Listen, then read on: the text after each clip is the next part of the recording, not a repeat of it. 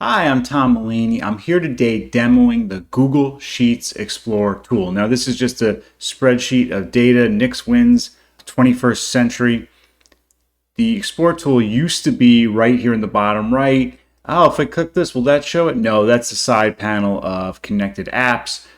To access the Explore tool now, we'll go to Tools and we will go to Explore.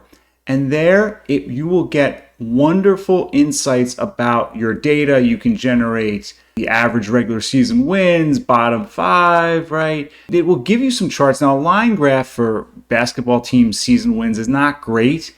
However, it will tell you your outlying values there. And then a bar graph is much better. And you can just click and put that in there, and that is much more useful. And it even tells you that the most recent season has the third highest value. Way to go, Knicks!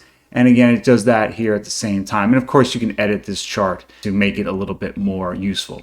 But again, that's just under Tools and Explore. Great way to generate information about your data, maybe get your students thinking about what is the data showing, what insights can we glean from the data.